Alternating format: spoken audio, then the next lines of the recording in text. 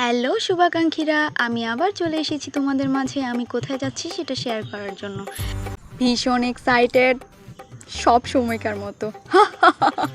আমার এক্সাইটমেন্ট সব সময় থাকে গাইস, আমার মতো হবে সব সময় এক্সাইটমেন্টে ভরপুর।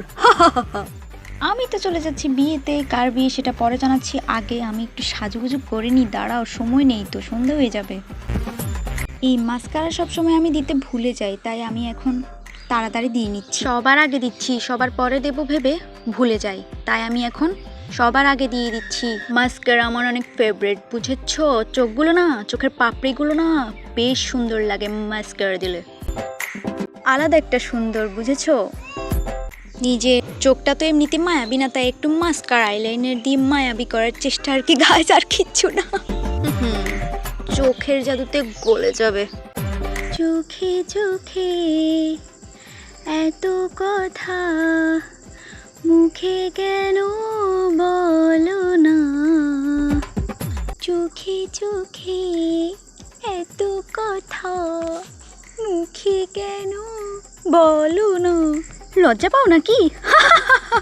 এত লজ্জা কিসের? আমার নেই লজ্জা টজ্জা। আমার সবচেয়ে ফেভারিট লিপস্টিক, এত কিউট না, কি বলবো। এত কিউট হতে তোমাকে কে বলেছে? যেই বলুক না কেন ঠিক বলেছে। মাঝে মাঝে মজার মুহূর্তেও সিরিয়াস হয়ে যায় নিজের ভবিষ্যৎ নিয়ে যখন চিন্তা করি। আহারে, ভবিষ্যৎ কি আছে? ভবিষ্যৎ আবার এটার মতো অন্ধকার না তো? ও, আমার জামার মতো কালো না তো? না, এটাও হতে পারে না। আমিও না আলো জ্বালাবো, আলো জ্বালিয়ে একদম সাদা করে ফেলবো।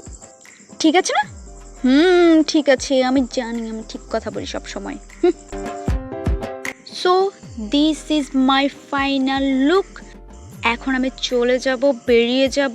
ঠিক আছে, বের হলে কথা বলতে পারবো না, হাতে ব্যাগ থাকবে। সো তোমাদের সাথে ওখানে গিয়ে দেখা হচ্ছে। ঠিক আছে, বাই। তো তোমরা দেখতেই পাচ্ছ আমি গাড়িতে এখন বসে আছি। আমি চলে এসেছি বড়তাকিয়া থেকে এখানে আমি আবু তোরাবের গাড়িতে উঠেছি।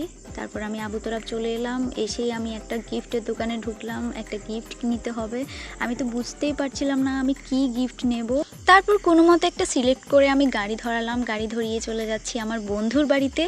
হ্যাঁ, আমার বন্ধু ইবুর আজকে গায়ে হলুদ অনুষ্ঠান হচ্ছে, মানে ওর বিয়ে হয়ে যাচ্ছে। কি আর বলবো, আমার বিশ্বাস হচ্ছে না। যাই হোক, ও তো আমাকে 1 মাস আগে থেকে ফোন দিয়ে খালি বলছে যে আমি যাতে 1 সপ্তাহ আগে চলে যাই, কিন্তু আমি 1 সপ্তাহ আগে তো যেতে পারবো না। কিন্তু কালকে রাতেও আমাকে ফোন দিয়েছে আমি কখন আসবো এটা জিজ্ঞেস করার জন্য। আমি এখনও কেন গেলাম না, কিন্তু আমি তো ওকে বলেছি আমি যাব না, কারণ আমি ওকে সারপ্রাইজ দিতে চাই। ও তো জানেই না আমি যাচ্ছি। আমি এমনভাবে কথা বলেছি ওর সাথে যেন আমি সত্যিই যেতে পারবো না, কিন্তু আমি তো যাচ্ছি। আমি শুধু দেখতে চাই ওর চেহারার অবস্থাটা কি হয় সারপ্রাইজ পেয়ে। চলে এসেছি। ইবু তো আমাকে দেখে সারপ্রাইজ হয়ে গেছে। যাই হোক, ওকে আমি সারপ্রাইজ দিতে পেরেছি, এটাই অনেক। তারপর সবার সাথে আলাপ পরিচয় সেরে আমাকে নাস্তা দিয়ে দিল বড় আপু। বড় আপু তো আমাকে ইবুর মতো বুড়ি বলে ডাকে, আমার খুব ভালো লাগে এটা। গাইস, ভীষণ মনে কষ্ট, ইবু আমার ব্লগে আসতেছে না। এটা আমি এক্সপেক্ট করি নাই, এক্সপেকটেশনের বাইরে।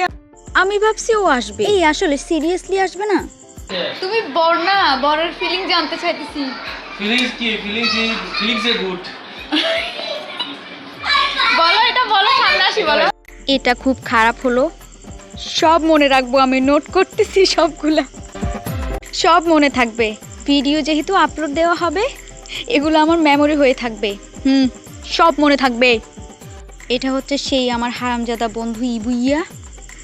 ব্লগে তো আসবে না, মানে সামনে আসবে না, তাই পিছন থেকে নিলাম। সারা জীবন এত চোরামি করতে হবে আমি ভাবতে পারছি না। এই কি করলো, কেন আমার সাথে এরকম করলো? যাই হোক, যেটাই হোক, যাই হোক, আমি তো ভালোই এনজয় করছি এখানে। এখানে অনেক মেহমান এসছে।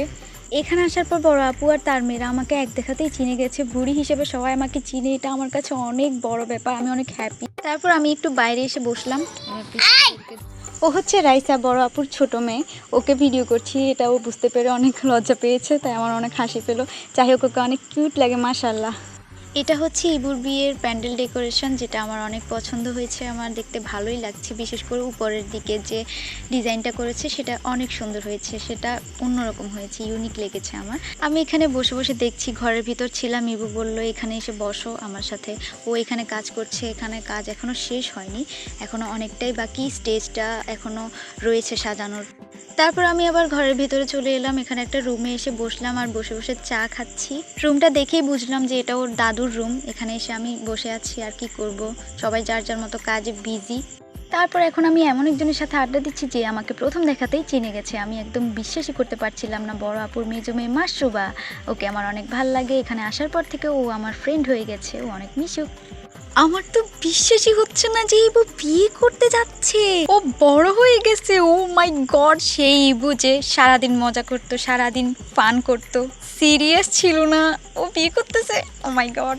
এখানে আসা পর্যন্ত যে আমি সবসময় এনজয় করছি তা না, আমি কিন্তু একটু একটু বোর হচ্ছি, কারণ সবাই যার যার মতো বিজি, বিশেষ করে ইবু অনেক কাজে বিজি, ও আমার সাথে আড্ডা দিতে পারছে না। যতক্ষণ মাশরুবা থাকে ও আড্ডা দেয় ততক্ষণ ভাল লাগে, এরপর আমি আবার বোর হয়ে যাই। কি আর করবো, মাশরুবা তো সবসময় আমার সাথে বসে থাকতে পারবে না, ও তো ওর মতো এনজয় করবে, তাই না?